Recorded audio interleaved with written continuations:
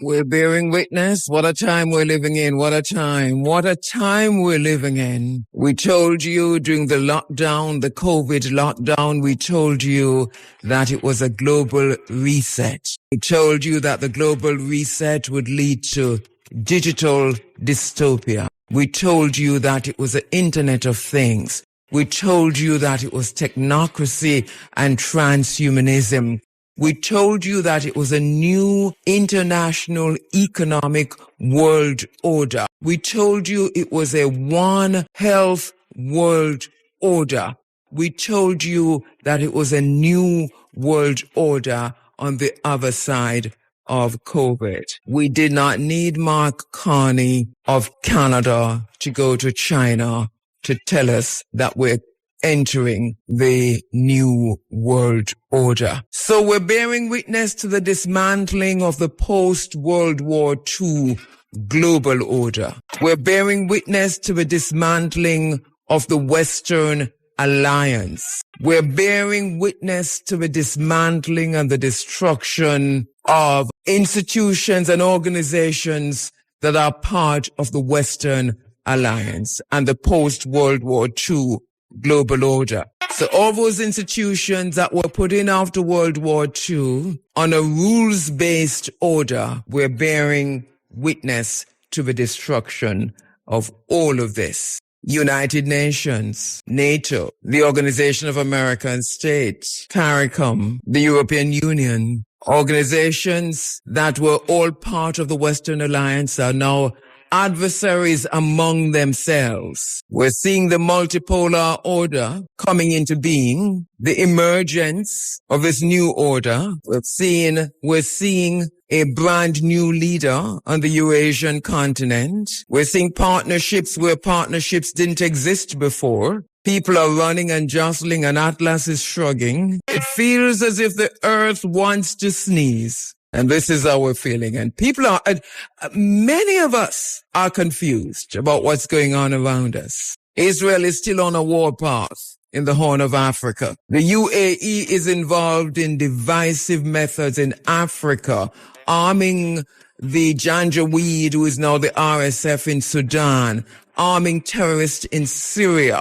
The Prime Minister of Syria is a former Al-Qaeda leader. Somalia is in firing range and has been since Barack Obama. Yemen is resisting and Saudi Arabia is chasing the UAE out of Yemen. And the UAE is everywhere on the continent of Africa, partnering with Israel. This is an interesting time that we're moving in. What of CARICOM? What of our region? What of Jamaica? The Prime Minister of Jamaica says Jamaicans will have to develop as a nation state, develop our own way, and development is what we should be looking at. And yet the Prime Minister met with Marco Rubio yesterday, or was it the day before? It might have been yesterday, I think. And they told us what they want us to know, but we don't know the details of what that discussion, that call with the U.S. Secretary of State was all about. When they say security, which is in the in the press release that has been put out by the United States Embassy that's based in Jamaica, security. And when they say security, it's a code word. We told you that many, many moons ago from the days of the Caribbean Basin Security Initiative, that security is a code word for something else. And we're talking sovereignty, but we're not sure what it means. And sovereignty has become transactional. You do what they say, or they will get rid of you. They will drop a bomb on your country and kidnap you and your wife or your husband in the dead of night and take you to New York to try you for gun possession. Here we are.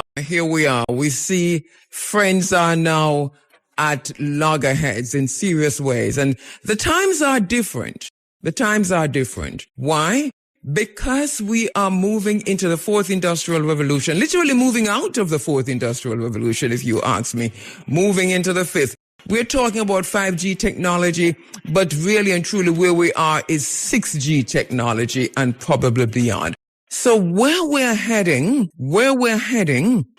It's critical to how we prepare for where we're heading. We can't just be observers, just watching what is happening. We have to be a little bit more than that, a whole lot more than that. We can't just be commentators and analysts of where we are. We must find solutions to our problems, or else we'll be enslaved again. Whole nations are being bought and sold. This is a geopolitical chess game, and we don't have to play, but not so we have to play. But we have to find solutions. And the Prime Minister says that development is the answer. I do agree with him in terms of where we need to go. But what he has forgotten to say is that there's no way we can survive if we do not have access to land and water, food security and water security.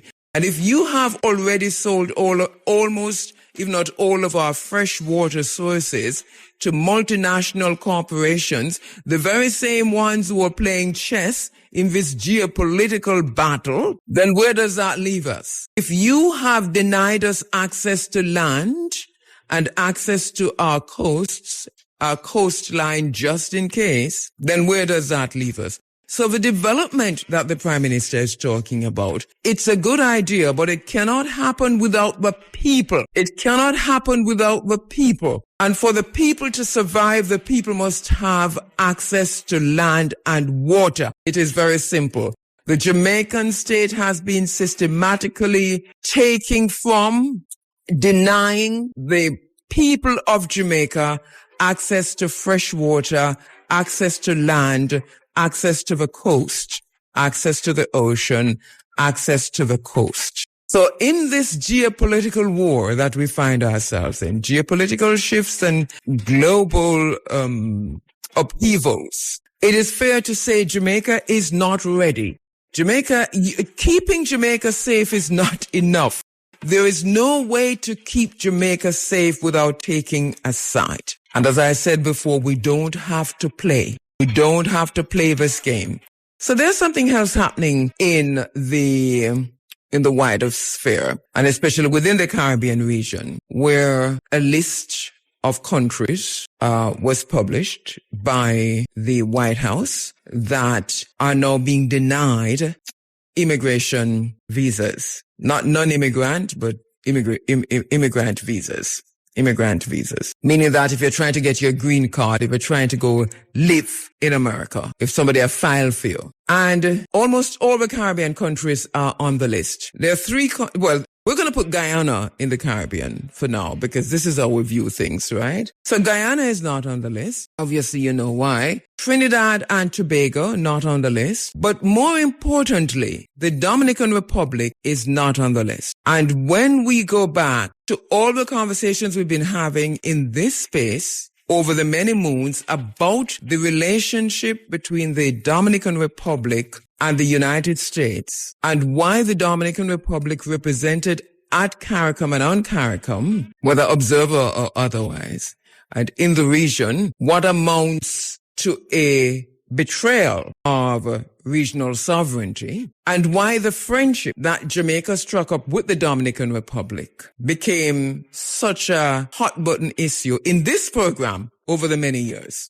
Was so concerning, and why we spent months and months and months and months with our brother, Professor Darius Figueroa, talking about transnational organized crime and the extent to which the Dominican Republic is involved in that. Everything begins to make sense. And what it takes is deep thinking. You don't take any, we're going to go to Ghana. Hopefully go to Ghana because we are having just a little teeny bit of problem getting through to my very special guest, Gabby Ochiro-Darko. The Africa Prosperity Network is engaging on a project called the Make Africa Borderless Now campaign. And I want to talk to him about that because that fits right into all of these geopolitical issues that we're talking about and what the solutions are, and there are people coming up with different solutions across the continent of Africa, the African diaspora, and just within the region. And they are going out already with the Make Africa Borderless Now campaign in collaboration with the African Continental Free Trade Area Secretariat. They're convening the Africa Prosperity Dialogues between February 4 and 6, or from February 4 to 6 at the Accra International Conference Center. The theme is empowering SMEs, women and youth in Africa's single market, innovative, collaborate, trade. And I should correct myself again, right? Innovate, collaborate, and trade. So Africa's single market is the focus, and as part of this continental platform, APN, in strategic collaboration with some influential personalities and reputable organizations, they're launching a historic citizen-driven campaign titled, as I said before, Make Africa Borderless Again. So what they're trying to do is to mobilize 10 million signatures from across the continent and the diaspora and this campaign demands a removal of artificial colonial era borders and the full rapid implementation of Africa's single market. So we're scheduled to speak with him in half an hour, but we are having just a little bit of difficulty getting to my brother, attorney at law and the founder and executive chairman of the Africa Prosperity Network, the APN, Gabi Asare Ochiri Darko. He's been on this program before over the years, and really want to talk to him about this new campaign. Really love the idea of this, especially when you think of what's happening continental wise. The Horn of Africa, what's happening in Uganda today, what's happening in Central Africa. I mean, you could go on and on. The idea of the AES, I think, is something that should be incorporated into this concept note. So we're going to watch and see what happens. But hopefully I can get to Gabi in a while. We are working hard on that. And then we want to talk about the geopolitical shifts. We can't just leave them hanging, because everything feeds back and connects back to us. We're an island, but no man is an island. So we want to go to Chile later on this morning, to talk to our brother and friend to the program. He's been on this program many times before, Vijay Prashad, to look at the U.S. war on Venezuela and to put that in context. So Vijay Prashad is in Chile. He'll be joining me later on this morning. And also, and just to remind you, Vijay is a historian, journalist, and a political commentator, executive director of the Tricontinental Institute for Social Research, chief correspondent at Globetrotter,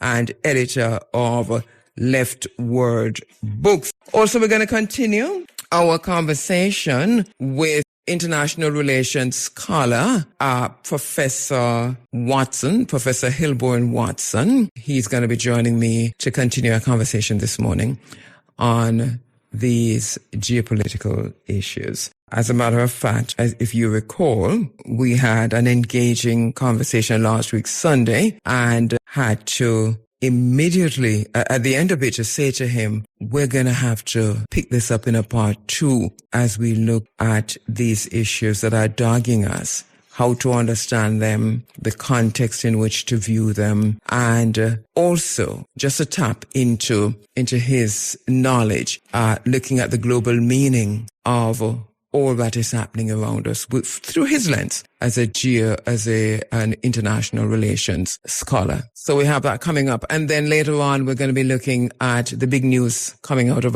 the big stories coming out of Africa. Charles Hyatt III will be joining me. One big story coming out of Africa, of course, this week, which you might have been paying attention to, is the election in Uganda. The Africa Union has come out already to congratulate Museveni on winning, and yet we're watching what Bobby Wine is saying. The internet and Wi-Fi and everything, the country was in a total whiteout for most of the election. So information was just seeping out very, very slowly. But I've been following Bobby Wine just across the different platforms, and he seems to be calling foul. There are reports of death. There are reports of intimidation, arrests, and so on. The African Union has come out and congratulated Museveni. Museveni is a very old man, and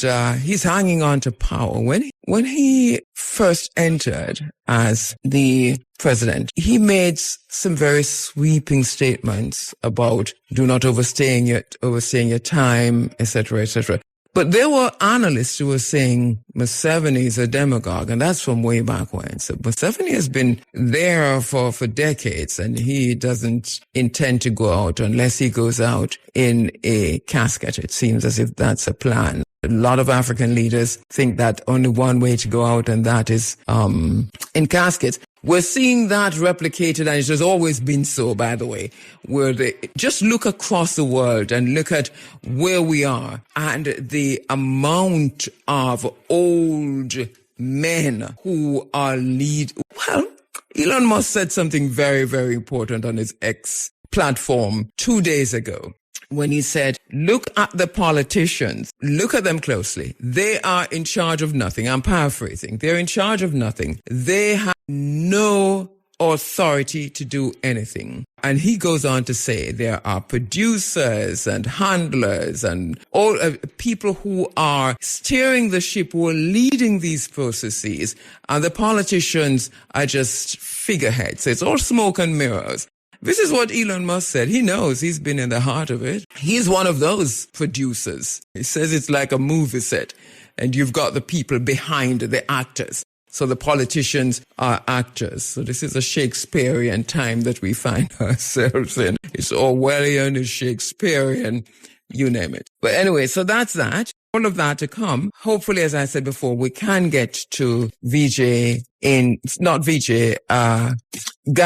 in Ghana. Gabi's in Ghana. Hopefully we can get to him. Let the circle be unbroken. Today we're on the eve of the 5 days long Davos Summit 2026, the World Economic Forum. We're in the current climate of the fog of demagoguery. Major players in the ongoing transitional global reset will be reshuffling the geopolitical chessboard. The private jets are already landing in Davos. This time around, and I've been following this Davos World Economic Forum annual event for many, many years, and this time around, there's great excitement, isn't there? We talked about that last week. And what is expected, or the anticipation of what the American delegation will say and what Donald Trump will say. And this time around, boy, are the leaders going out. I don't know if there's a country that's not going to be represented there. By the way, who's going from Jamaica? Who's going to Davos at 15 minutes to 7 o'clock? Do you know where your politicians are? It's 15 minutes to 7 on Sunday, January 18. Do you know where your MPs and your political representatives are? Go check to see who's gone to Davos. Who from the private sector? Who from civil society? Who from youth? Young arm of any political party or no political party, but the youth representatives from Jamaica, or representatives from Jamaica at the World Economic Forum. Who's gone? Bearing witness to the return, although it didn't go anywhere, so let me not say the return, just the unveiling of what we've always said, the ongoing colonial global governance, ongoing colonialism. We felt it, we saw it, we recognize it, we told you, but here we are. We cannot allow ourselves to drift carelessly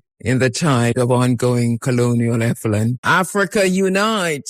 Jamaica unite. Divided we're weak. This is not the time to be PNP or JLP, believe me. This is the time to think about food security, land ownership, access to water. Doesn't matter who you are in terms of your political affiliation. So let's do that among ourselves. Let's begin to have these conversations. I mean, it can be too late, because it can be too late. It can be too late. What of the night? We're seeing some really great movements on the continent of Africa. The idea from Gabi Achira-Darko, really a good idea, the getting 10 million signatures for borderless Africa.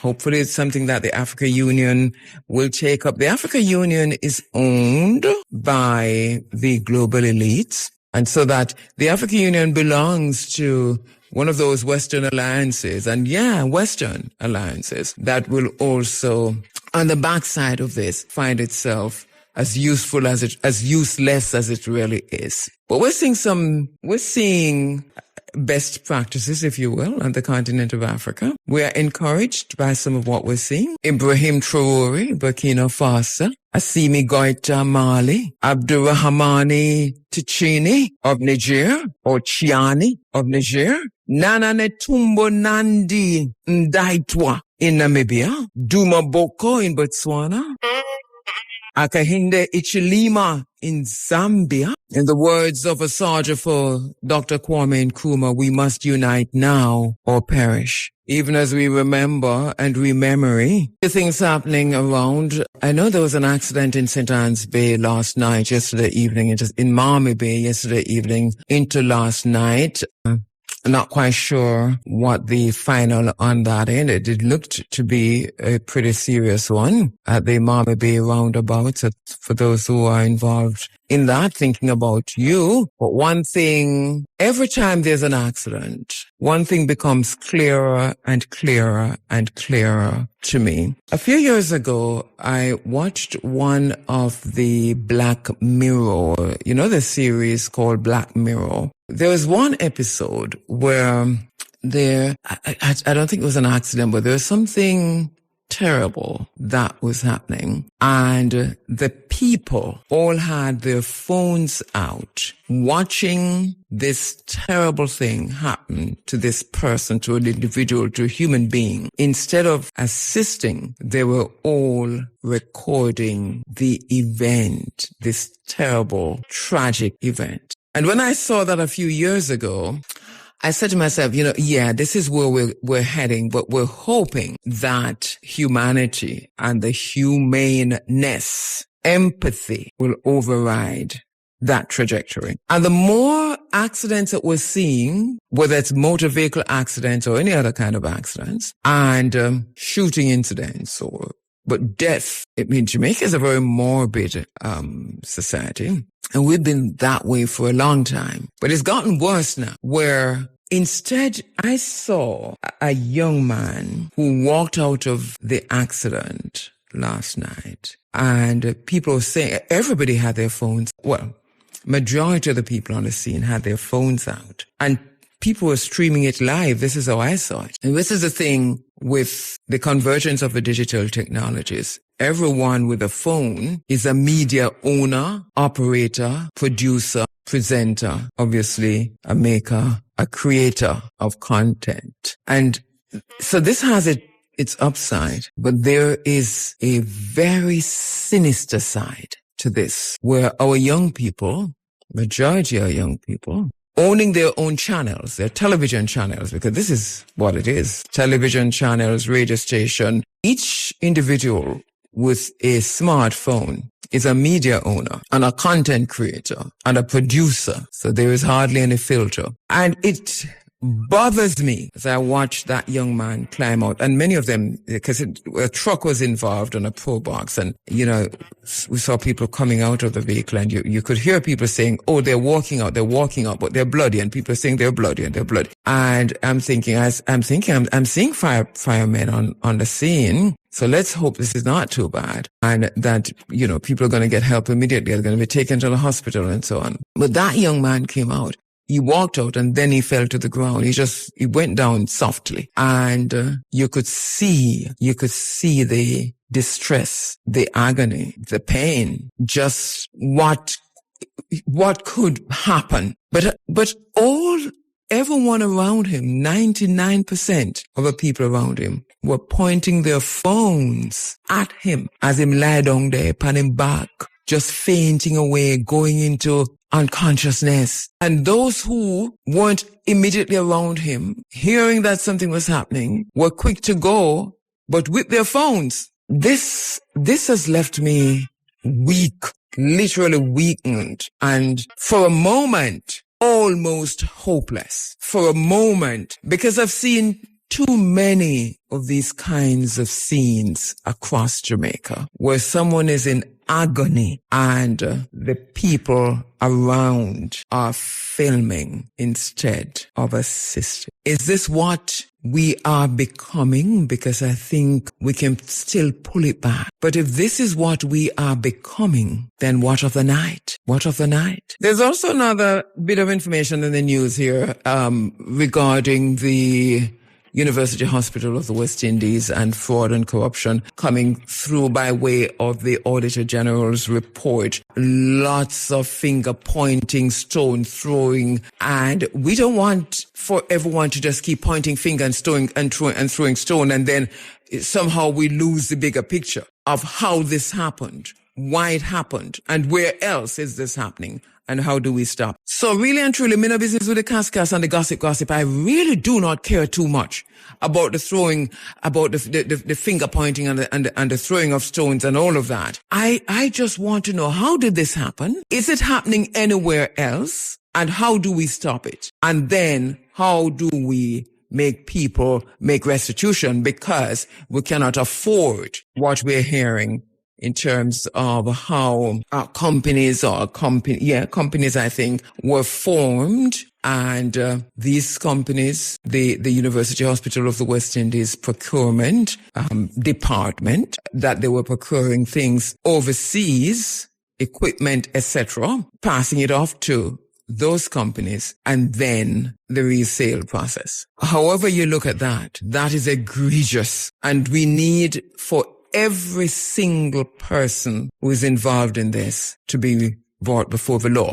Also, resignations and going off on vacations. Well, I don't know if anybody has resigned yet. I don't think so. But going off on leave and going off on vacations and taking a step back and so on, this is not going to work. And the Minister of Health cannot pass the buck on this one. So I don't know. Why do we need a committee? And who is this committee for free? Why do we need a committee? The Auditor General report is there. Why do you need a committee to go now to look at what? To look at what? You know, you probably don't need that step. You send it to the fraud squad or send it to the relevant, police agency. Why you need a committee? You deal with it at that level.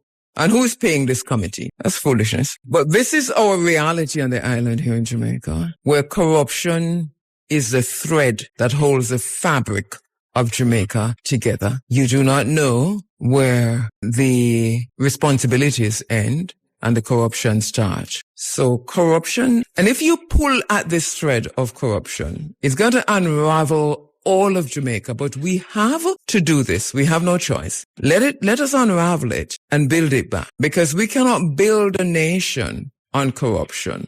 As Uncle Ernie Smith says, are we building a nation or are we building a hut? If it's happening at the University Hospital of the West Indies, it's happening in other spaces in the medical industry. It's happening elsewhere. Word gets around. So that's the first thing. And then the second thing is, this is a police matter. Send it to the police. Get rid of a committee. And the third thing, prevent it from happening anywhere else. Restitution is important. Every red cent must be paid back to the people of Jamaica. And so we're scheduled to speak with, as I said before, we're scheduled to go to Ghana to Gabby Achiri Darko. And I know he's standing by. That's the weird thing, because we have been talking, but for some reason, we're not getting through to my brother, Gabby. We're still trying. I can tell you a little bit about him. Hopefully he comes through as I'm doing this. The founder and executive chairman of the Africa Prosperity Network a Pan-African organization established in 2022 to mobilize Africa's private sector, including big business and SMEs, to take ownership of the continent's economic integration agenda in collaboration with Africa's political and institutional leadership.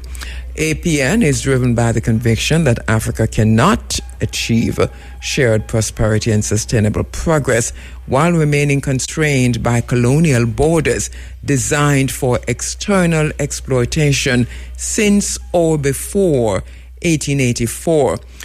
He says Africa must integrate its economic, social and human resources to unlock its full potential in the 21st century and bring dignity and respect to people of African descent globally.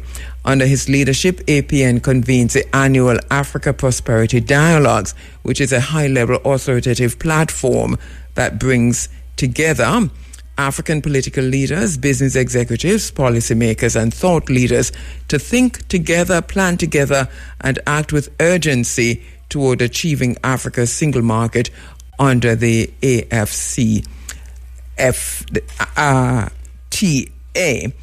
And he's also the convener and the intellectual force behind the hashtag Make Africa Borderless Now movement, which is what I really want to talk to him about this morning.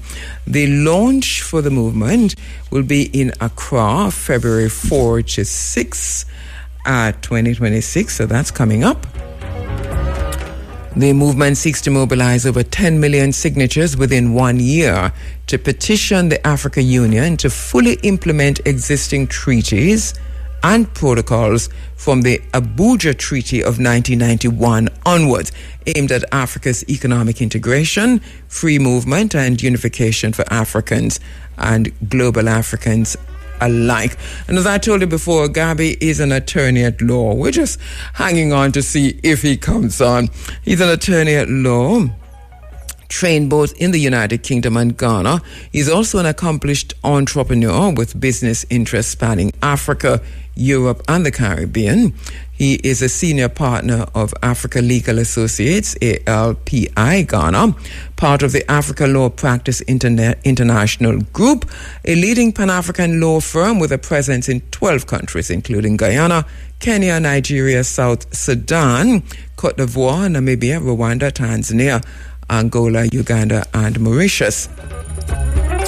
He's also the publisher of The Statesman, which is Ghana's oldest independent mainstream newspaper, founded in 1949, and the founder of Asase Broadcasting Company, a Pan-African media group operating 5 radio stations.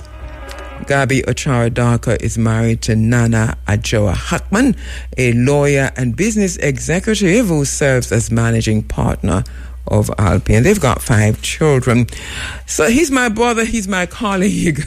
He's been on a few times before. He's involved in exactly what we want to talk about, what we want to get Jamaica involved in the Make Africa Borderless Now campaign. I know a little bit about the campaign, but I do not want to interview myself, Gabi. So somebody tell Gabi that we are not getting him on a phone, and we still have time at 5 minutes after 7 to have a little chat. The campaign, the Make Africa Borderless campaign, is anchored on 12 priorities that together define the practical roadmap towards a truly borderless Africa. So they're talking about a visa-free Africa. That, of course, is very near and dear to my heart. A visa-free Africa. They're also looking at open Africa's skies now, and one African biometric passport and digital ID. I really wanted to talk to him about that. Implement the Africa Free Trade Protocol on digital trade. Seamless cross-border mobile money interoperability. recognize African skills across Africa. One standard, one test, one market. Also, build the Africa we want, continental infrastructure corridors. Operationalize the African Court of Justice. Empowering women and youth in trade. One African voice in global trade negotiations. And so there are 12 key points, as I said before, on which the campaign is anchored. Gabby was scheduled to be on with us last week, and we had similar issues, so I'm not quite sure what's happening now. It is, I think, it's not a Jamaica problem or a Ghana problem. I can tell you that. I think it's just a busy problem. But I'll just have this conversation with Gabby later on. So that's the situation. We are not necessarily getting to him, even though we're standing by for that. Greenland. And as small as the army is, because it's not like a massive army, but then it's still NATO going into Greenland. And it makes you wonder, what do you say? Do you say NATO has gone into Greenland, or Europe has gone into Greenland and France has sent soldiers and Denmark sent soldiers and so on? Is this the way you talk about it? Because a leading NATO member is the United States. And, that's a conundrum if ever there was one. But in any case, Donald Trump, writing on Truth Social, he said that no more subsidizing Denmark, and that world peace is at stake, that China and Russia want Greenland, and that there is not a thing that Denmark can do about it. So he says, because of those countries, NATO countries that have gone into Greenland, that they now present a national security risk to the United States and the world at large. He says that effective February 1, he will be rolling out tariffs on some of these European countries. So I'll tell you who they are. They include the United Kingdom. All right. So without question, he said, starting on February 1st, 2026, all of the above-mentioned countries, Denmark, Norway, Sweden, France, Germany, the United Kingdom, the Netherlands, and Finland will be charged a 10% tariff on any and all goods sent to the United States of America. And then on June 1, 2026, the tariffs will be increased to 25%. This tariff, he said, will be due and payable until such time as a deal is reached for the complete and total purchase of Greenland. Now, if you check the British talk shows, the UK talk shows this morning, you see that in the UK they are very angry. Many are calling for Keir Starmer's head, but in effect, many are calling for Keir Starmer to revoke or to stop the upcoming visit of Charles III to the upcoming celebrations, independence, or 250, I think it is, in the United States. But remember that Britain just rolled out the reddest of carpets and the wildest of pomp and pageantry to wine and dine President Trump. Exactly so for this not to happen. And they were so proud of themselves. I've been thinking about the United Kingdom. And asking, just because I consume a lot of news and events and a lot of what's happening in the United Kingdom as an empire, right? Because the British Empire, even though they say the sun has set, the British imperialism still runs a large, the world, if you will, because they're doing it in tandem with the United States, which is the next imperial power, the leading imperial power, if you will. So even though the sun was supposed to set upon the British Empire, British imperialism just changed clothes. Them just take off the jacket and put on a bush jacket and just hold hand with America, and they are still in charge of almost everything. If you look at the waterways, for example, that a big part of this war is about now, access to the water and access to the trade routes. A lot of it in the whole area, the Suez Canal and so on. I mean, a lot of that is Britain.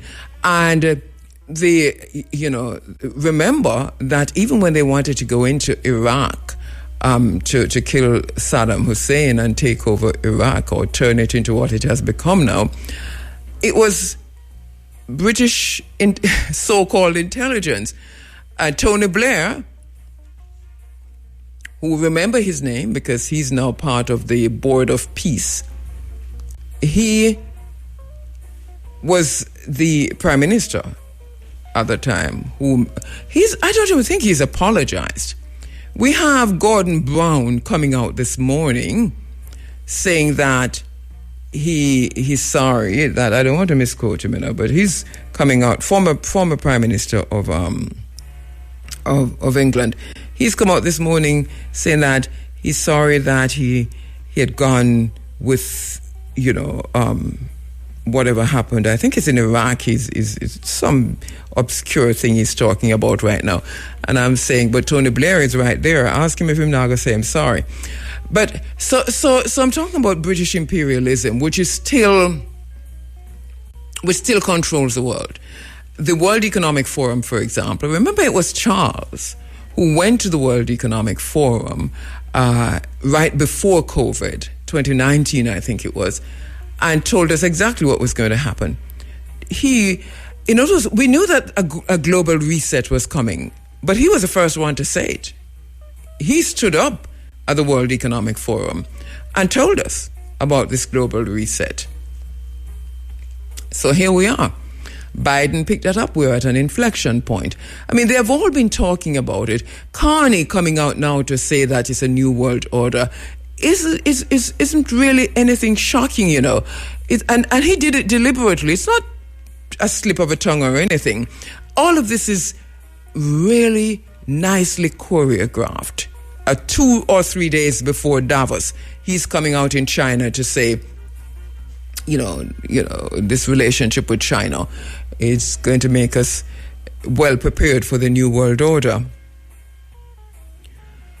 So then the point is, here is a situation where Britain and America are supposed to have a special relationship. But all these special relationships are being turned upside down because, yes, it is true that it's a global reset. And on the other side of this, Agenda 2030 going into 2050, on the other side of this, we'll see how it falls because we see another empire rising, right? So China is the next empire. And they're doing everything to stop it. They're doing everything to stop it. But so this is where we are. And so, as I said before, I'm consuming all of this, and I'm asking myself about Britain. Okay, let me take a quick break. All right, back with you, 21 minutes after 7 o'clock. Good morning to you, my sister Aldis. Good morning, Naticia. Good morning, Andrew. Good morning to our family who are listening and texting as we go along. And thank you for the updates and the production on the side, because Andrew is reminding me of the Black Mirror with phones series, might have been that one. He says might have been the credit score one. I saw the credit score one. So no, I'll tell you, it wasn't that one.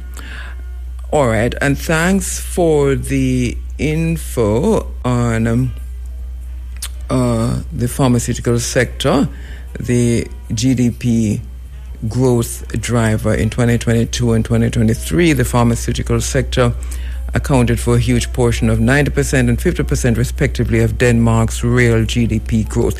You know, as you say, the pharmaceutical sector, there's something happening in Guinea-Bissau, right? It is the craziest of things. But before I go to Guinea-Bissau, let me tell you what I did I think about the Britain.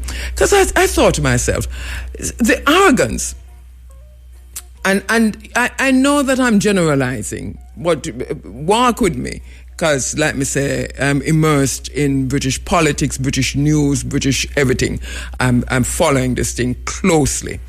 But the arrogance, and it reminds me of one time, well, more than once, because as a student in Britain, I had to go to Parliament a lot to cover Prime Minister's question time and them things there. Obviously, we're up in the balcony, cause, you know, we're never big journalists, we're student journalists. And one of the things that resonated with me the first time, and I reported on that back here in Jamaica when I was doing the live links back home, which was to say, when you sit in the British Parliament and hear members of Parliament discuss African countries, developing countries, so-called third world countries, it is an eye-opener.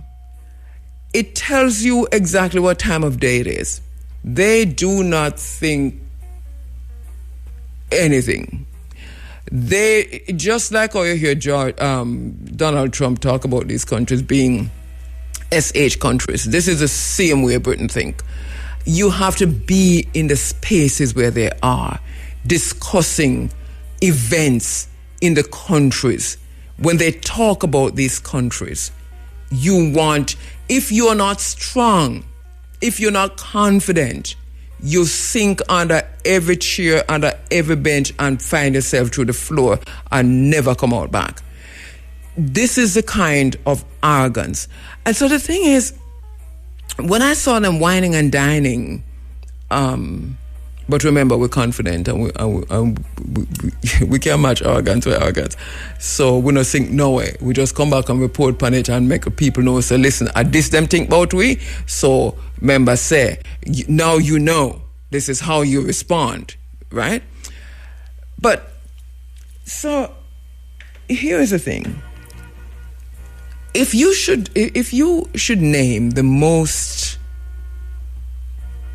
narcissistic country in the world, where this is it's a society, it's a collective. The country is a narcissistic country, or maybe the dark triad, right? Narcissistic, sociopathic, and the rest of it, psychopathic. If you should name one country that is the most that you've been to, or that you can use your intelligence and answer, you know, for me, I think it's Britain. I know I've got a lot of British listeners, and my listeners who are listening and you're British. I know you agree with me. That's the thing about it. That's why you listen. And even when you disagree with me, you disagree with explanation. No, but I'm laughing, but it's true. It is a culture. It's a narcissistic culture. And this is serious. And that is why when they invited Donald Trump, they didn't realize that he graduated from that school. I watched the whole thing unfold. I watched how they were reporting on it. And it is, narcissism is like this, you know. It doesn't have self-awareness. So they weren't even seeing themselves. No self-awareness in none of the coverage. And it was patronizing and condescending for Donald Trump. So I always thought, when I saw them doing that and the reports that were coming out, that don't I think that he's reading the newspapers, that he's the type of person who checks the social media, reading the newspaper. This kind of condescension and patronizing way of reporting on someone who sees himself the way he sees himself is bound to backfire.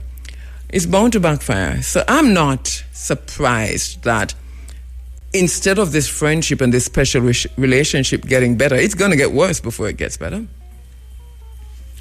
They're going to agree on some things, though, because they want to bomb Iran, and regardless of what you hear, so they're going to come back and agree on some things. But that is not to say that Donald Trump, is not very much aware of what Britain is trying to do to him, which is to manipulate him so that he doesn't put tariffs on British trade. It sounds simple and reductive, but we deal with the isness of things, and sometimes we have to see it through those eyes and through those lenses, because we can over-analyze, a paralysis of analysis, them say, and sometimes we can do that. I want to talk about what's happening in Guinea-Bissau, but what's happening in Guinea-Bissau, it's reading and sounding like the Tuskegee experiment. And I'm going to come back to it before the morning is out. But the Tuskegee experiment is what they're about to roll out in Guinea-Bissau with the hepatitis B vaccine. It is frightening. So Guinea-Bissau has come out to say they've cancelled it because of the backlash that they're getting. But no, the World Health Organization or Secretary of Health in the United States, they've come out to say, no, it's not cancelled, it is on. It has to do with giving newborn babies the hepatitis B vaccine immediately, or giving them 6 months later. I know that people are looking at it through the Tuskegee lens, but I'm looking at it through the lens of murder. And so we'll have a discussion about that another time. But so if look this up, right? Have a look at this. See what you can glean, and then let us talk about it. But this is ongoing in Guinea-Bissau as we speak right now.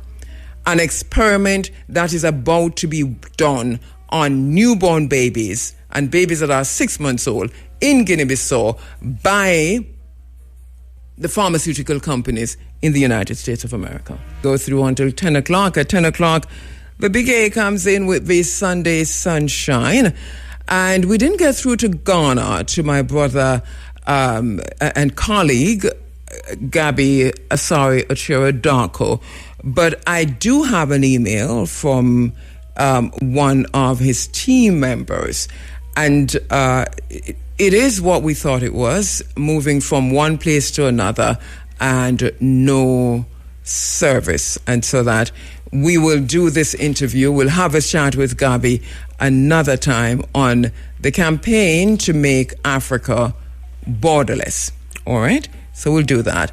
But today we're honored to be joined, and we have been telling you about him all morning, by Vijay Prashad, historian, journalist, and political commentator, executive director of the Tricontinental Institute for Social Research.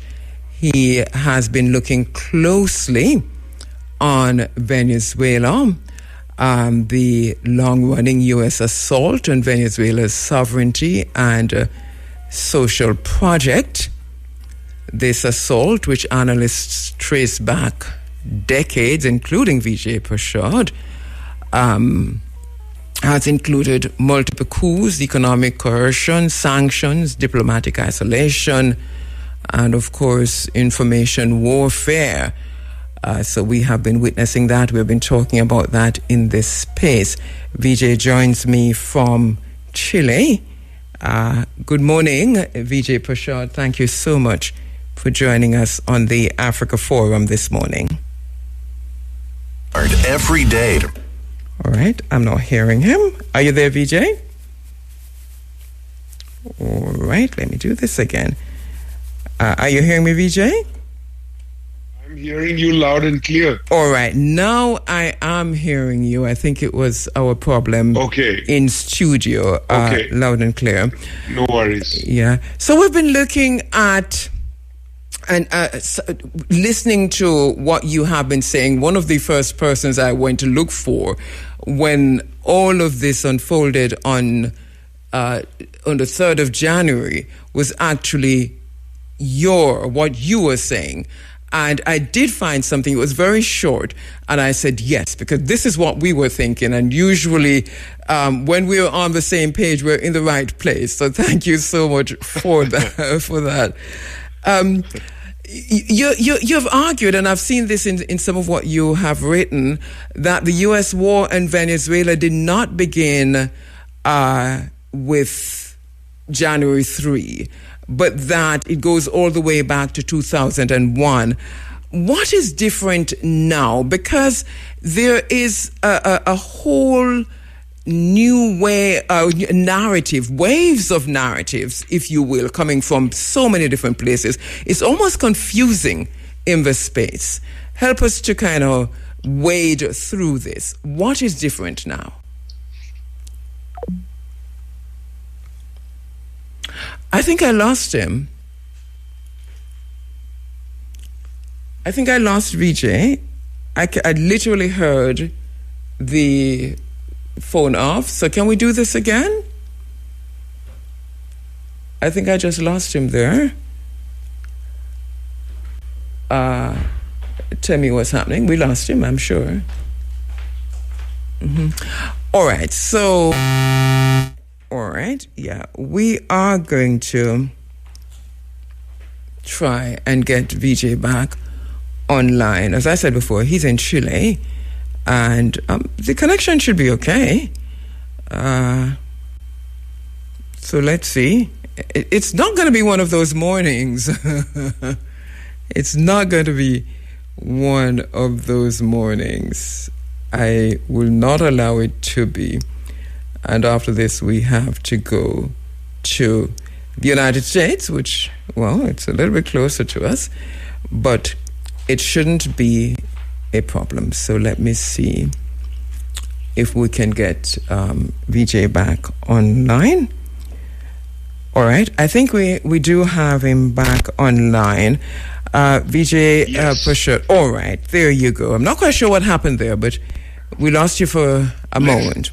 Let's just call it sabotage and be done with it, okay? No, what I was saying to you is that the United States at one point used to be one of the most powerful economies in the world. It was able to absorb the goods and services produced everywhere, including from the Caribbean. It was able to, afford holidays for its citizens who could go as tourists and so on. This has become difficult for the U.S. It's no longer a manufacturing power. It's no longer a major power that can buy goods, whether raw materials or finished goods. That position has been taken over by Asian economies, in the lead China. The United States knows the window for it is closing and wants to use whatever aggressive military force it has available to secure places like Venezuela, Greenland, and so on. And they say directly, before the Chinese get there. You don't need to have me interpret anything. They say directly, before the Chinese get there. Mr. Trump, why do you need to go and wage war in Greenland, of all places? 50 times the size of Denmark. It's a real indication of what colonialism is. Denmark, tiny. Greenland, 50 times. In fact, Greenland, the size of the United States. Let's leave Venezuela for a second. Why Greenland? Mr. Trump says directly, because we need to get there before the Chinese. And we have the military force now to do it. The window is closing. Fire your guns.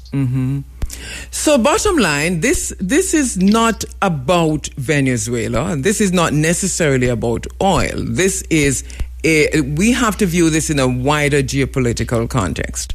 This is what I hear you say.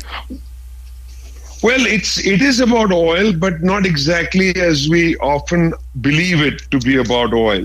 It's about oil. Venezuela has the world's largest reserves of oil. United States doesn't need Venezuelan oil. What it needs is that all the oil around the world be its oil wealth or the profits in oil be held in dollars. That's called a petrodollar market.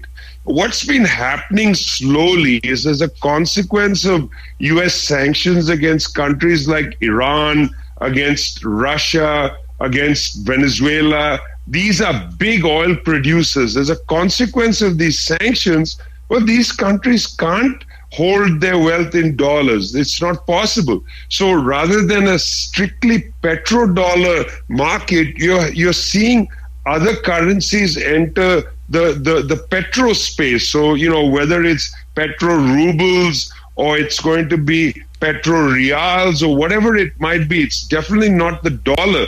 This is actually a problem for the US dollar because the United States runs enormous deficits and it requires influxes of money periodically to make sure that the deficit is just not sitting, on an island somewhere where nobody where somebody says, well, give me my money back, and the U.S. can't. It needs liquidity. It's a kind of global Ponzi scheme. And the petrodollar market is the largest influx of money into the U.S. currency. And that's what it wants to really prevent. But the other thing is, it also wants to use its muscle. And again, they've said this directly, to make sure the Chinese understand their place.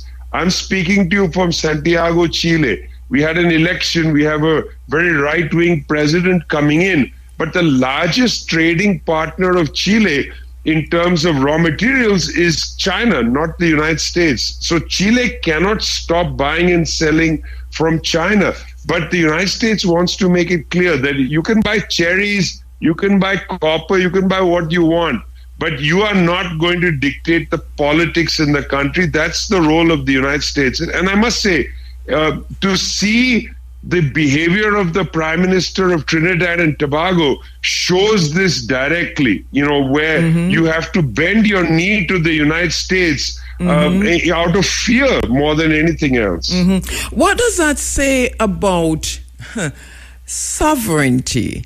Are we seeing a more transactional sovereignty?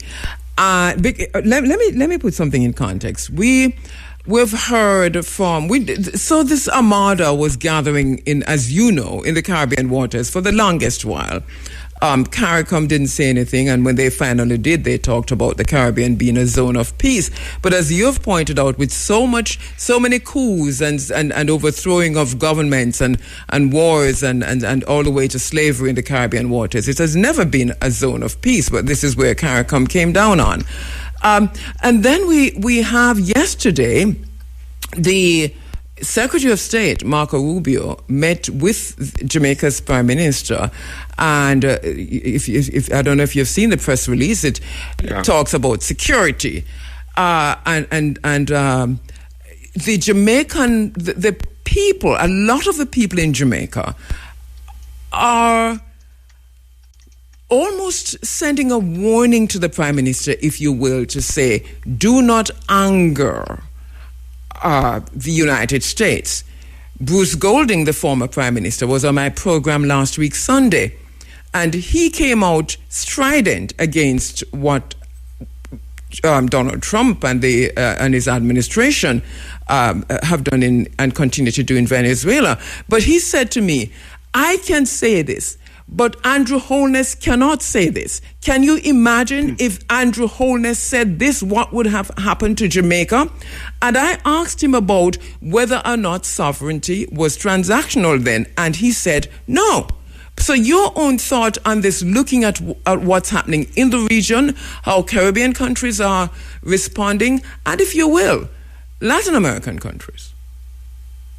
Well, I mean, look, I'm very, very sensitive to the fact that, in the Caribbean, there are quite, in terms of demographics and scale, small countries that have a host of problems. And, it's not that the United States hasn't intervened into these countries, going back to the seizure of Puerto Rico and initially Cuba, and then the coups that the United States fomented in the Dominican Republic, in Grenada, and so on. It's not that I'm not sensitive to that. I mean, it's not a theoretical issue for Caribbean countries when they are faced with such a powerful country as the U.S. Of course, we're very, fulfilled with admiration for the government in Cuba, for the Cuban Revolution, which has withstood pressure from the United States for 7 decades, standing up, defying the United States, declaring its sovereignty to be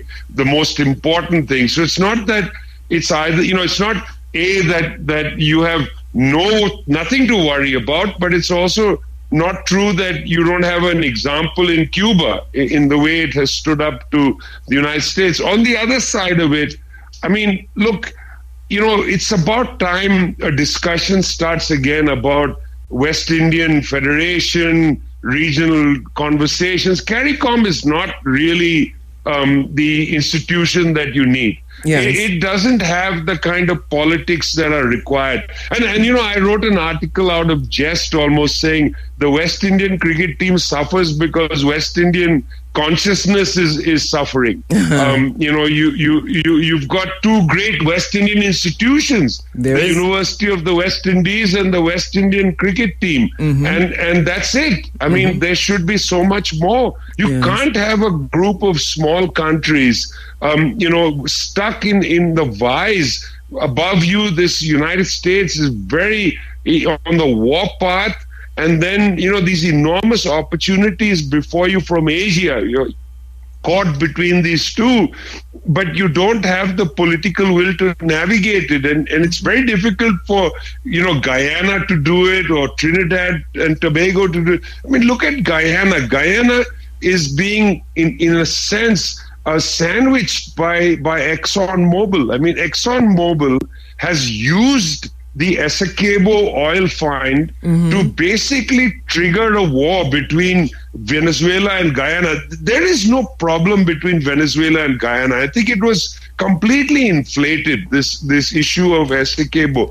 Yes. But ExxonMobil saw this as an incredible lever. It was almost like a parody novel of the 19th century of how the imperialists come and put 2 people against each other. They don't really have problems with each other.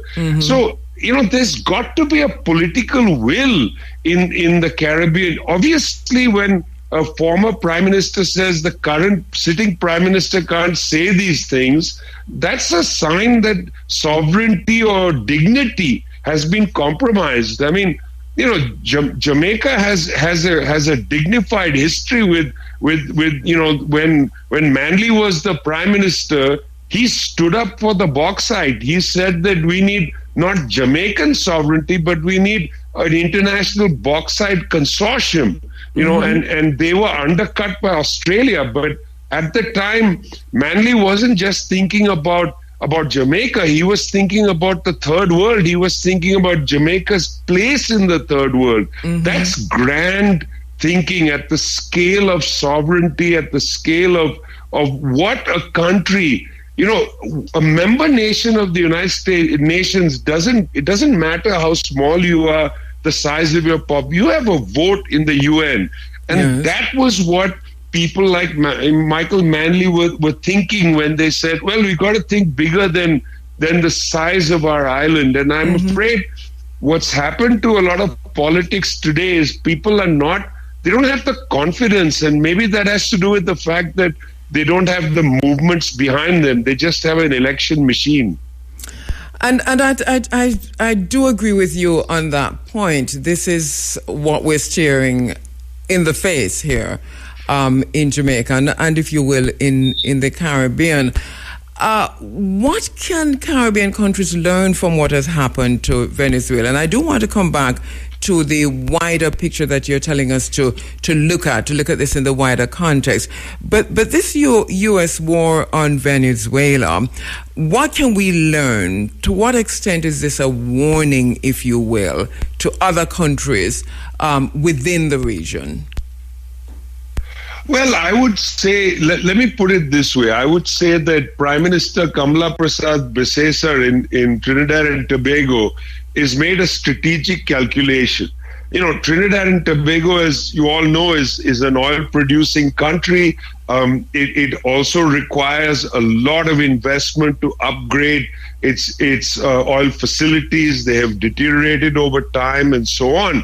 She is seeking to make a kind of oil alliance with somebody.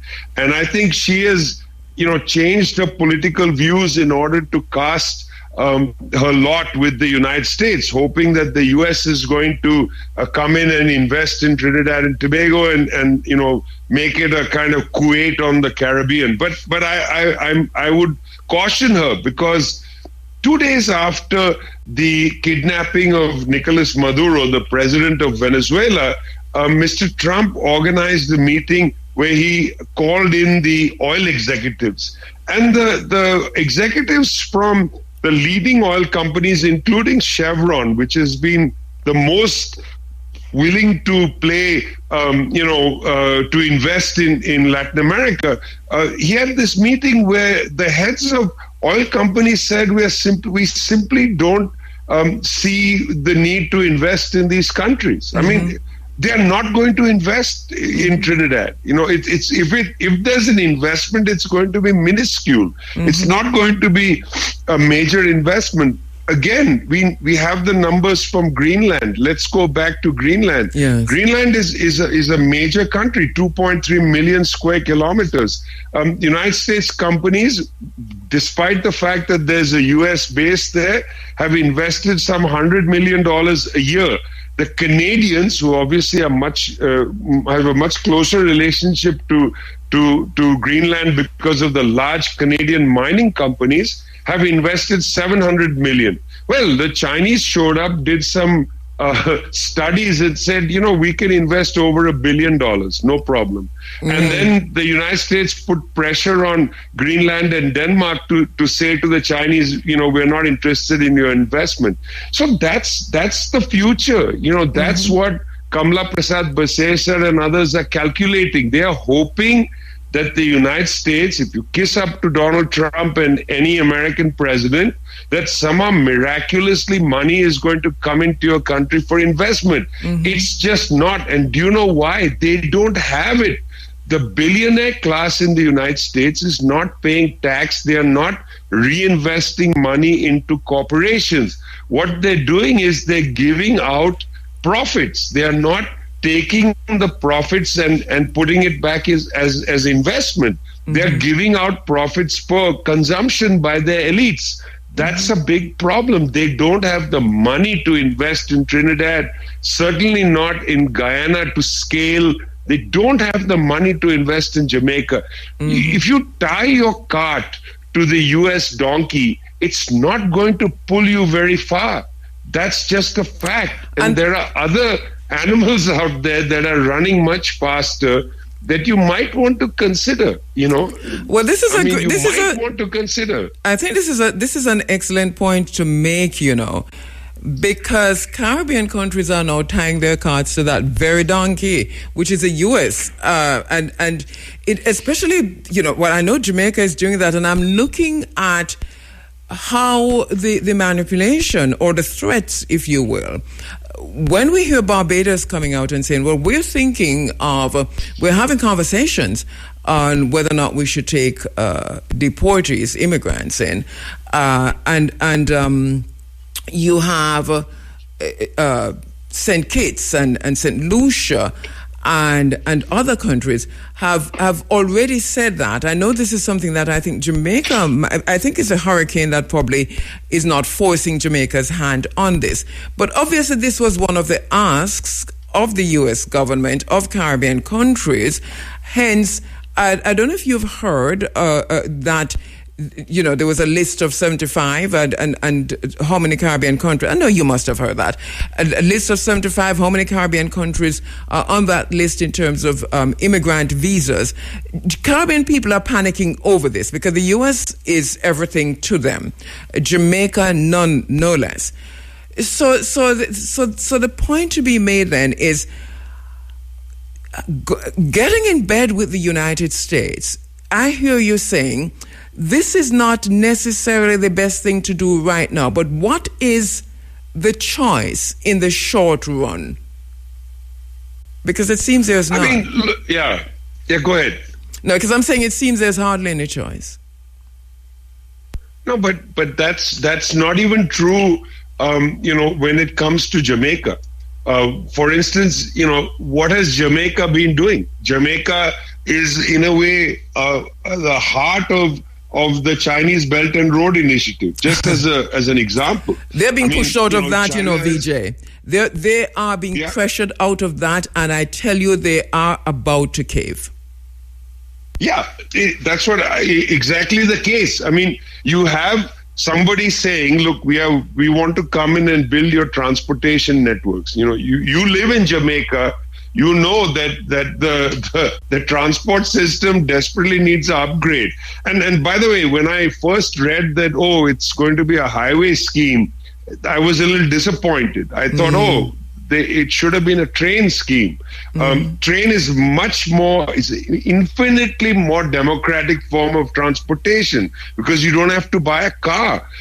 You just need to get a ticket. And if you bring the prices down of trains, it's such a democratic form of transportation. North-South Jamaica, you connected by a high-speed train or not even high-speed, a normal speed train. So good for the island's democracy.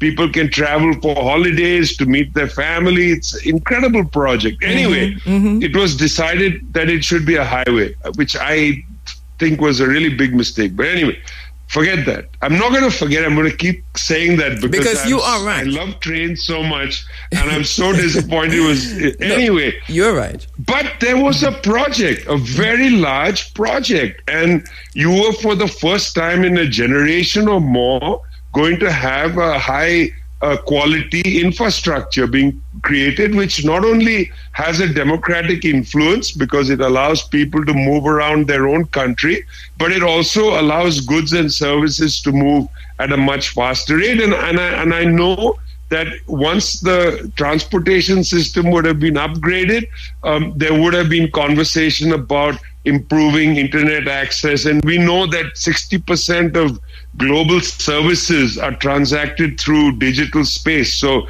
if Jamaica had improved internet, that would be amazing for goods and services to move. So all of that could have been good. There was actually money on the table.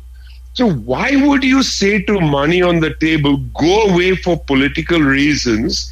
We prefer to build a military base rather than have a good transportation and internet system. May I remind you? That's a choice that. May I remind you of something? Sorry to interrupt, but may I remind you of something? Because let's go back to the petrodollar. Let's go back to Petrocaribe. Let's go back to Hugo Chavez and the relationship between Jamaica and Venezuela and the trade deals. We're talking about oil here, right? And how Jamaica shot itself in the foot by breaking that agreement in favor of the United States. Yeah, I mean, so Hugo Chavez comes to power through a democratic election, 1998. He takes office in 99. They write a constitution. 2001, he tells the oil companies, listen, fellas, you're welcome to buy our oil. We're not throwing you out, but you have to give us more out of the oil than you're taking, which, by the way, was exactly what Manley and company was saying about the bauxite to the bauxite companies. It's the same language. Yes. It's the language of the new international economic order of the third world. It's the same language. That's all Chavez said, but he said it in 2001. There was no Soviet Union to protect him. He says this, And the oil companies, some of them stay, like Chevron. ExxonMobil decides to walk out. Fine. It's their choice. They were not thrown out. Then Chavez says, look, Venezuela owes a historic debt to Haiti. Because the Haitian Revolution protected the Venezuelan, or actually the northern South American revolutionaries like Simon Bolivar and so on, and in fact helped them fight against Spanish rule. And because these people in the Haitian Revolution assisted the Bolivarians or Simon Bolivar and his army, and because Haiti has been so badly attacked by the United States and the Europeans, it's been impoverished. There have been coups against Aristide and so on. Hugo Chavez said that we are going to start a scheme to provide much lower priced oil into Haiti initially. I was there when he announced this, and then he said, well, why just Haiti? Let's call it Petro-Carib, and let's offer it to all Caribbean islands, because they are all trying in their own ways, different ways, to exit from the legacy of slavery. Yes. And so that was it. He said, that's why we're doing it. We're not doing it to make money. In fact, we're going to lose money. That's fine. But we're doing it for world history. Yes. Because we're doing it to counter the history of enslavement, the brutality of enslavement. And so countries benefited enormously. Haiti benefited in that period enormously. Well, why would you turn your back on that? That's the United States putting its thumb on the scale. Once, twice, 3 times. How many times are you going to fall for that? And I want to say this again.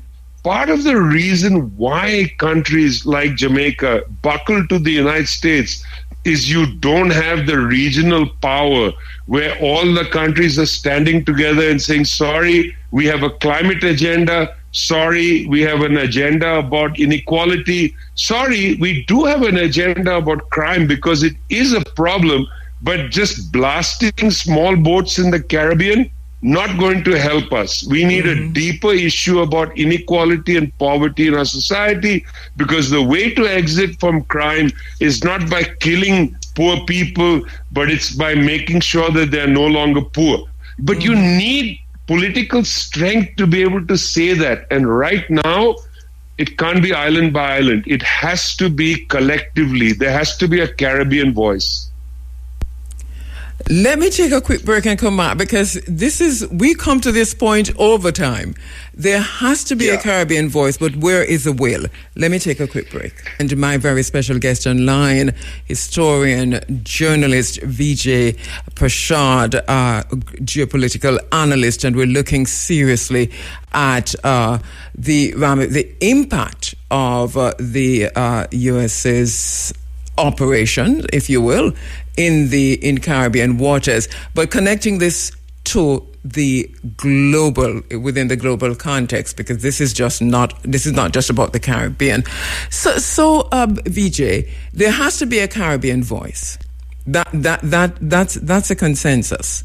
What is stopping Caribbean people, whether it's governments or people, from doing this?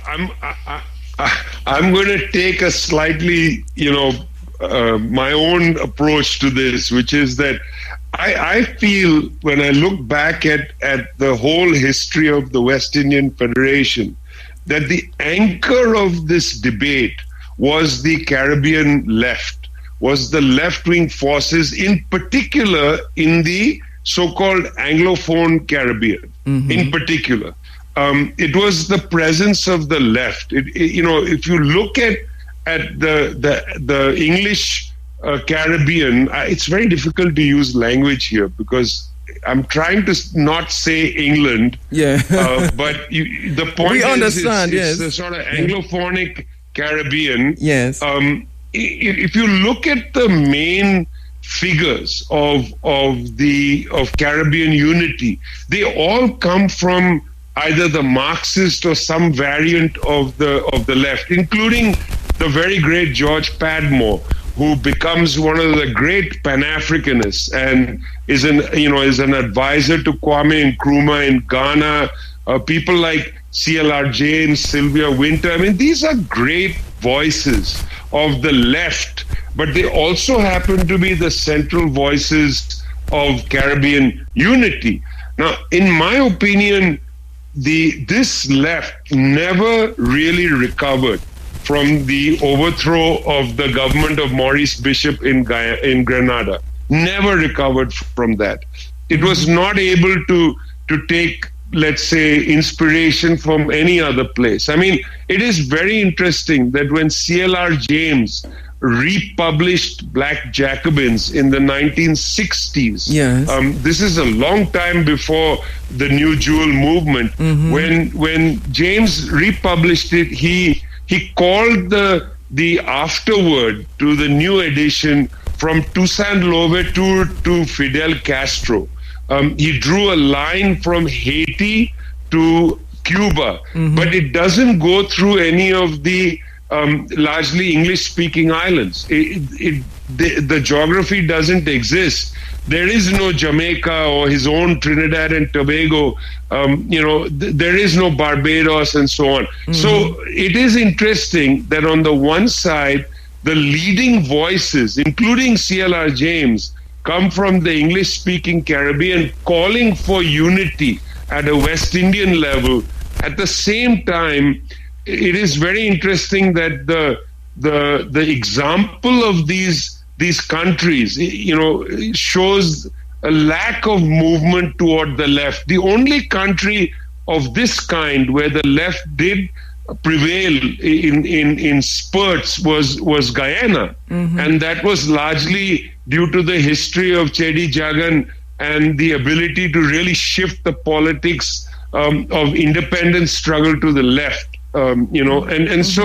So part of the problem today is that the voices that are mostly mainstream, the kind of neoliberal, intellectuals of the Caribbean, they seem less interested in a kind of political unity. They are more interested in things like trade and investment, and so for them, CARICOM is an adequate institution. They don't need anything beyond CARICOM. So you have lots of people that I read in your newspapers and intellectuals who publish books, and most of it is pretty dull because they are thinking about how do we improve our trade with the United States? So how do you kickstart growth in Jamaica? So for them, CARICOM is fine because it's exactly what they need. But if you want to ask the question, listen, in Jamaica, the problem, the real axial problem, the main problem is enormous wealth inequality, and this wealth inequality combined with a lack of any dynamism in the economy is just not going to get things going. There's no way to start growth. With this situation, you've got to think about regional economies. You've got to think about, what can the West Indies produce as the West Indies? If the Europeans could produce a jetliner, can the West Indies produce?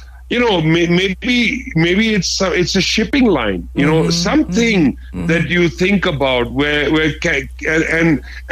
this is something, if we had thought about this in the 1990s and 2000s, this is something Venezuela in that decade could have financed because they had the oil money for it and they could have financed some kind of West Indian thing. But because they come outside the West Indian, this Anglophonic idea of West Indian unity, Chavez didn't even know about that stuff. That was not his worldview. He was thinking about Bolivar and his debt to Haiti. He wasn't thinking about, the West Indian Federation, or he wasn't thinking about the institutions of West Indian unity. When they created ALBA, which was the Bolivarian area of the Americas, several West Indian countries joined ALBA. Comrade Ralph, as he likes to call himself, was one of the leading figures in Alba. But Alba was really about the Bolivarian countries. It was about the northern part of South America. It wasn't thinking about West Indian unity. So part of this is a failure of intellectual thought. Part of it is lost opportunity. But I think the real thing that has to be put on the table is that new agendas need to be created for countries even within, like Jamaica. Like, what is the political debate? I mean, if you're just debating which prime minister can deal with crime, then you've lost the plot. I mean, then all you're going to do is arm the police more and have more people shot to death. You're not dealing with crime. You're dealing with fear.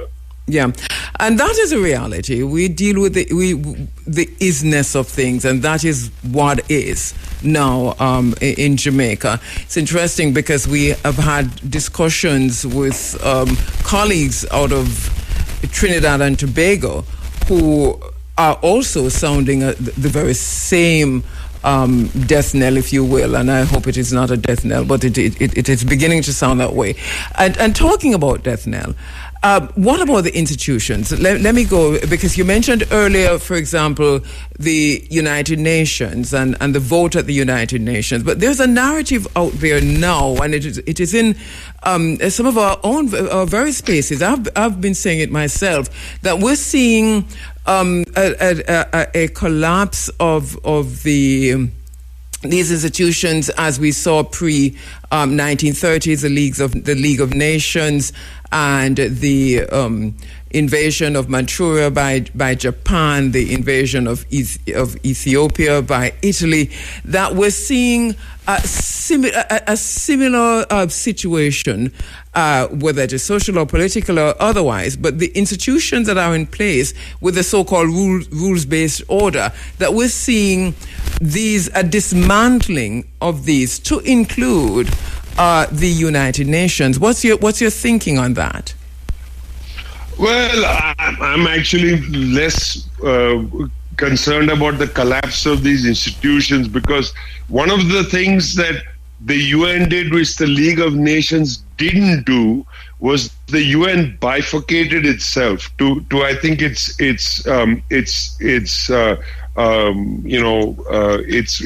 good, because what they did was, on the one side, the UN encompassed all the previous agencies and created new agencies. I mean, imagine Gaza today without the UN Palestinian Agency, without UNICEF, without UNESCO, without these groups there, the Migration Organization, the Food Organization, World Food Program. I mean, we'd have enormous catastrophes in the world today without the UN agencies operating. They do incredible job. I was in the Sahel region of Africa about, 5-6 years ago, and literally at the crossing point of the Sahara, there's an office of the International Organization of Migration. There are, sincere people standing there telling people who are getting ready to cross the Sahara, like myself, completely crazy thing to have done. They hand out to you dark glasses and they tell you to be careful, drink water, things like that. I mean, the side of the agencies must never be, I think, made light of. They do really important work with very little money. The other side of it is the political side. And that's the political office of the Secretary General, that's the UN Security Council, and so on. But the problem there is less the UN, and it's the kind of divided geopolitics we have. I mean, we have an ugly divided geopolitics. I mean, right now, the United States and its allies, the NATO countries, account for over 75% of world military spending. That's an incredible number. Yes. The Chinese account for almost nothing compared to that, almost nothing.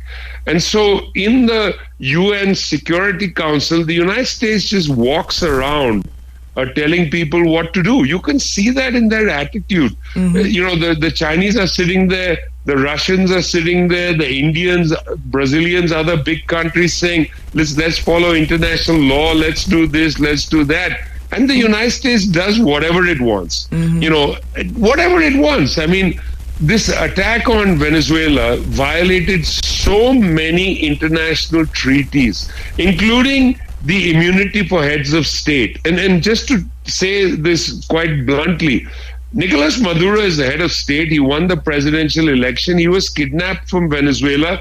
That's a violation of the head of state immunity. The head of state immunity can only on one occasion be overridden, and that is if there's an international criminal court warrant. While Nicolas Maduro was being kidnapped, there was a head of state in the United States who has an international criminal court warrant. He was not arrested by the United States. That's Benjamin Netanyahu of Israel. That means double the United States violated the head of state immunity. I mean, they don't care about international law. It's not that the United Nations is failing. It's that the United States has failed all of us. And so what is, if there's, and miraculously, if there's no change to this trajectory that we're on, I don't think it is, for example, it is by accident that Mark Carney in China yesterday or the day before said, this deal that we're signing, it is good for us, it will help us with the, in the new world order, and everybody's coming down on his head and so on. And he's saying that just a few days before Davos. I think that all of this is pretty strategic. So obviously there's something, whether it is a global reset that King Charles, or at the time Prince Charles, announced at Davos in the early 2019s or 18s, and that this thing is on a roll. So that obviously, for me, just looking on this as a geopolitical analyst myself, I don't see where there's going to be a change. So what does that mean for institutions and organizations like the United Nations, even politically? And this is why I mentioned Japan earlier, and because Japan invaded Manchuria, Italy looked on, the League of Nations did nothing and said, well, you can't do anything about this. We are the big guys. And so you drop mustard gas on Ethiopia. It's beginning to look like this, like that period to me. This is the point I'm making. Yeah, no, I agree with you that it looks ugly. And I want to underline the word ugly. It looks really ugly. It looks ugly. And I can see why people would feel distraught and so on. I just don't want to throw the United Nations out yet, because I think there are some changes taking place in the world order that are taking a little longer than I'd hoped. We published a dossier last year called Churning of the World Order. We think the world order is churning. We think there's a lot of movement happening.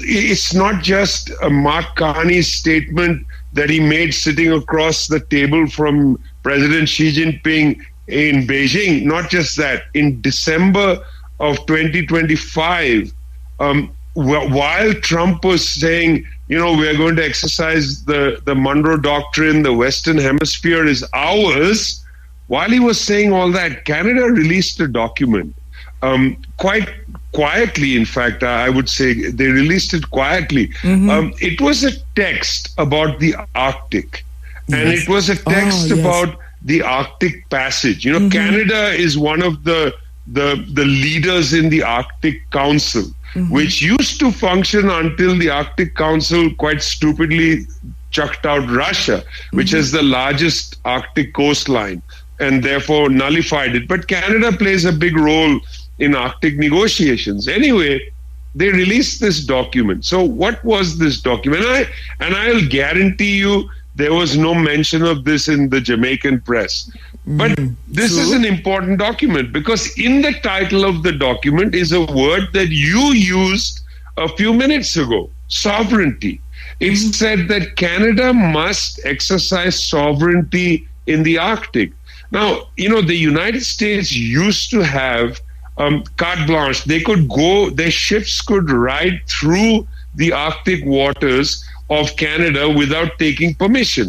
Mm-hmm. Then a few years ago, the Canadian government said, no, look, you can't just come into the waters. You have to inform us in advance. So you don't need to take permission, but you have to inform us. Mm-hmm. Well, in this document, they use the word sovereignty, and it is beginning to smell like the rules might change and that Canada might say to the United States, in fact, you have to take prior permission before your ships can enter our sea lanes. You can't just inform us. You have to take permission.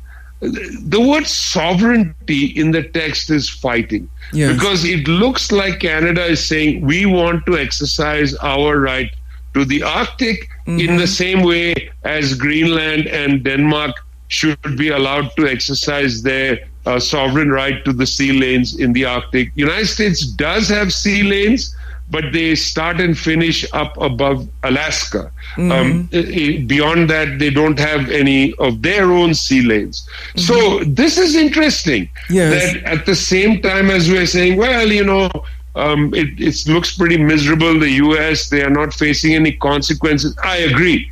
There was no consequence at the UN Security Council. But the consequences are creeping up on them, because here's Canada saying, we don't want to be bullied into submission to you. We want to make a good deal. And this is the same Canada, different prime minister, mind you, but the same Canada that arrested the daughter of the owner of Huawei, who was the chief financial officer, and held her in prison because they were instructed by the United States to do that. And now Mark Carney is sitting in Canada, in China, saying to the Chinese, let's do a deal. And he's telling the United States, you don't have free access to our waters. So I'm saying to you that it's true, the institutions are not yet keeping up with the changes. It's going to take time, but the changes are happening, and the Caribbean cannot be left out of those changes. And this is a critical point. I'm sorry we don't have much more time. We have about 10 minutes. But this is a critical point in where the Caribbean stand. Because I was saying earlier this morning, we can't just be observers and analysts. We must come up with solutions. And I think, we can't be too late, I think we were too late in responding to the armada that was developing and the biggest warship in the world, the USS Gerald Ford in the Caribbean seas. I think we were too late for that. Trinidad and Tobago came out very, very early to support it, and everybody else just went silent. So we can't be too late. But I wanted to ask you something else about Mark Carney, because what do you make of the fact that he, on the plane back to, I think he's heading to Davos. I think he went, I don't know if it's UAE or somewhere, but somewhere in the Middle East, and then on his way to Davos. But somebody in his team tweeted that he's been asked by Donald Trump to sit on the board of, is it called the Board of Peace? The Board of Peace, and when Trump, I don't know if you saw that presser where Trump was leaving to go on Friday to go on the helicopter. He was asked, "What do you think about what Carney said and the deals?" And he said, "Oh well, I would do the same thing. If you can make a deal with China, make a deal with China." So he seemed very sedated, if you will, and then this reach out for Carney to be on this board. What do you make of that? I mean, Trump is an interesting character. Now we're entering a slight bit of psychological analysis, because I think he is the kind of person with extremely shallow self-esteem, and he doesn't like his feelings hurt. Many years ago, a man of the right wing took me onto the veranda in somebody's house in Delhi and said to me, "Vijay, we read what you write. It's okay. You can write what you want. But if you make fun of us, be careful." It just shows you that they have an extremely shallow sense of dignity. They don't want you to make fun of them. Trump doesn't like to lose. He likes to win. And in this case, I think he's making, as they say, lemonade out of lemons. I mean, so what? He's going to put Carney on this thing. There will be so much pressure from Carney's own party for them not to participate if this is an undemocratic imperial exercise. I mean, there are sections of even Carney's party that are going to say this is an occupation, further occupation of Gaza. This is hardly a way forward. Let's see what happens. But I think this is Trump trying to say, look, we are still relevant. I mean, it actually makes the point well. He goes to China to get an economic deal, and the United States gives him the fruit of a military force. No economic deal. What is Canada going to get out of this seat in this great Council of Peace? I mean, there's nothing there for Canada. Mr. Carney has to worry about the economic problems in Canada. Canada is a country struck with a contradiction. It's a major mining company, exploits the entire third world, the largest mining companies domiciled in Canada, and yet Canadians like to believe that they are the nicest liberal people. Well, you can't be a nice liberal people and bury trade unionists to death in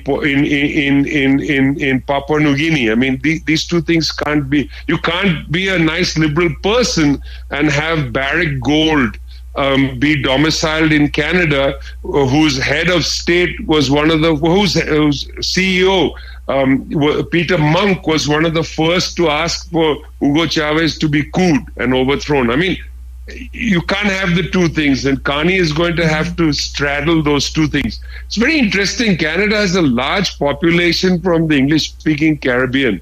I've often thought, what happens there amongst that population? But to your question about not being left behind, I mean, one thing I will say to you, for instance, is that it would be very important somehow to find the means to set up a West Indian think tank, a West Indian research institute that actually looks into what is already happening in the way of integration through trade and other things, and then proposes, credible alternatives to this hub and spokes relationship that the Caribbean has to the United States and to Europe. Where there's much more internal trade, much more internal integration.